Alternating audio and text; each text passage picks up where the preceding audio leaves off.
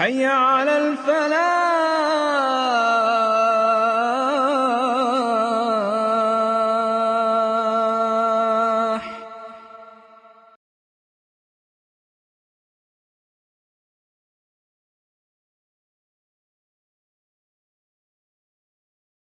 اب ذرا کچھ ضمنی مسائل ہیں کہ جو بعض کفار کی طرف سے بعض معترضین کی طرف سے پیش ہوتے تھے، وہ کبھی بھی اس چیلنج کا مقابلہ تو نہ کر سکے، میدان میں تو نہ آ سکے۔ یہ بالکل ایسی بات ہے جیسے کسی مصور کی تصویر پر اعتراض کرنے والے تو بہت تھے۔ جب کہا گیا کہ ذرا یہ لیجیے قلم، اس کو ٹھیک کر دیجیے، یہ برش آپ کے ہاتھ میں دیتا ہوں، اب سب پیچھے ہٹ گئے۔ تو کوئی صورت قرآن کے مقابلے میں لانا وہ تو ان کے لیے ممکن نہیں تھی، لیکن ادھر ادھر سے اعتراضات کرنے کے لیے جو زبانیں کھلتی تھی ان میں سے ایک اعتراض نقل کیا جا رہا ہے۔ وہ یہ تھا کہ وہ کہتے تھے کہ قرآن مجید میں مکھی کی تشبیہ آئی ہے، یہ تو بڑی حقیر سی شے ہے، اعلیٰ کلام ہو اور اعلیٰ متکلم ہو وہ ایسی حقیر چیزوں کا تذکرہ نہیں کرتا۔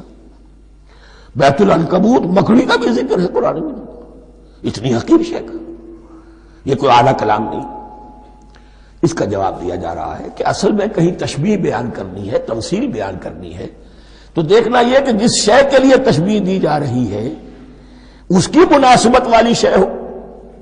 شے کوئی بہت حقیر ہے تو کسی عظمت والی شے سے آخر کیسے تشبیہ دی جائے گی؟ وہ تو کسی حقیر شے سے ہی تشبیہ دی جائے گی، تو جو اصل مقصد ہے تشبیہ کا وہ پورا ہوگا۔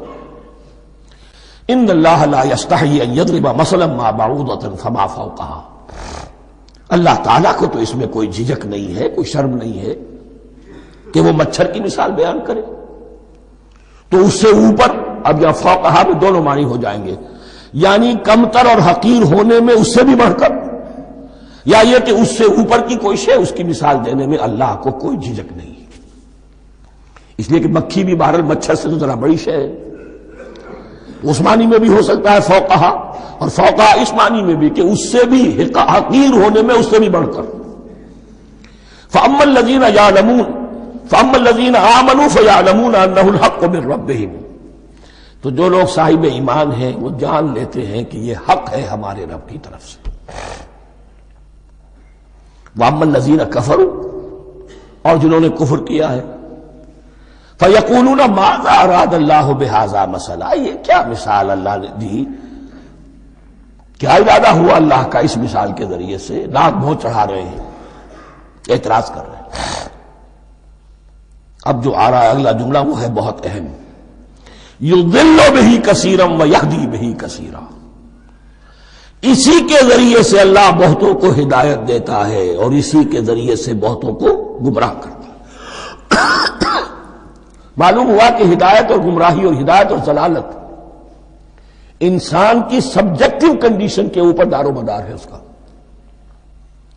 آپ کے دل میں خیر ہے، بھلائی ہے، نیت صحیح ہے، طلب ہدایت، طلب علم، اس میں آپ سچے ہیں، آپ کو ہدایت مل جائے گی۔ دل میں زیغ ہے، کجی ہے، نیت میں ٹیڑھ ہے، فساد ہے، تو اسی کے ذریعے سے اللہ آپ کی گمراہی میں اضافہ کر دے گا۔ یضل بہ کثیرا ویہدی بہ کثیرا، لیکن اللہ کا یہ کسی کو ہدایت دینا اور کسی کو ضلالت دینا علل ٹپ نہیں ہے، کسی قاعدے اور قانون کے بغیر نہیں ہے۔ وما یضل بہ الا الفاسقین، نہیں گمراہ کرتا وہ اس کے ذریعے سے مگر صرف سرکش لوگوں کو، جن میں سرکشی ہے، تعلی ہے، تکبر ہے، اور ان کے اوصاف کیا ہے؟ الذین ینقضون عہد اللہ من بعد میثاقہ، جو توڑ دیتے ہیں اللہ کے ساتھ کیے ہوئے عہد کو، اور سب سے بڑا عہد یہ سورہ اعراف میں چل کر آئے گا، عہد الست۔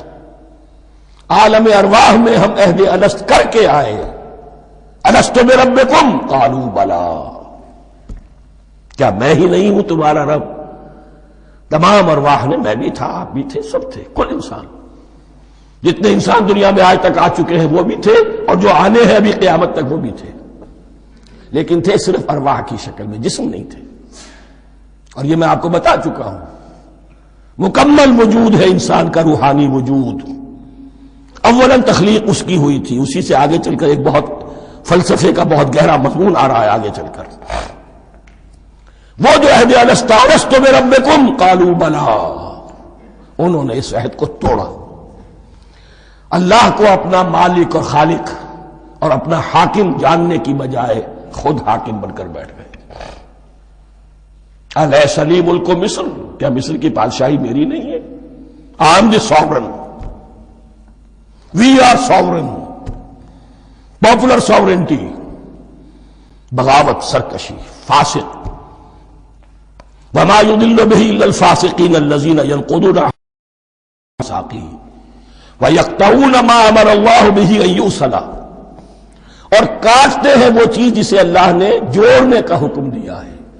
اللہ نے صلہ رحمی کا حکم دیا ہے، یہ قطع رحمی کرتے ہیں.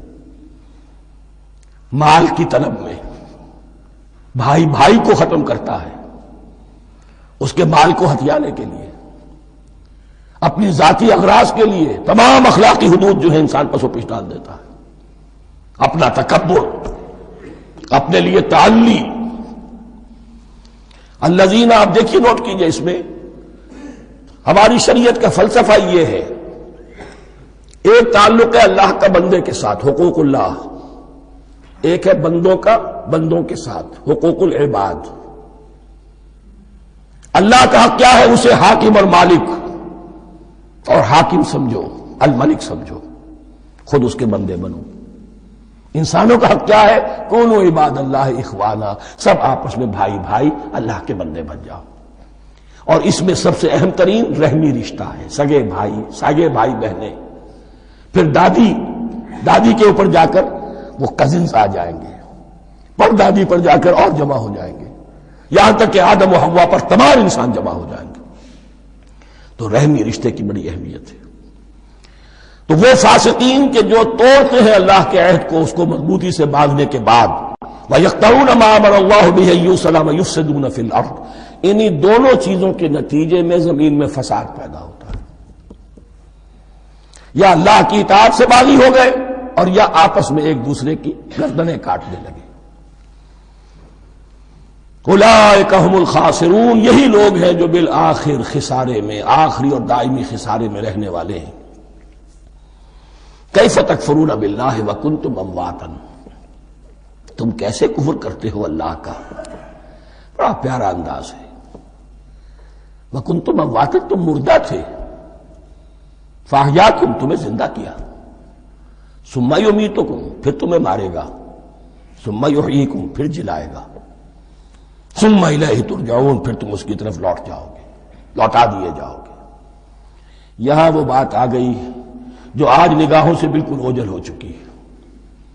یہ ہم دنیا میں آنے سے پہلے مردہ تھے، کیا مانی؟ یہ مضمون آ کر اصل میں سورہ غافر یا سورہ مومن میں چل کر اس کی پوری وضاحت ہوگی.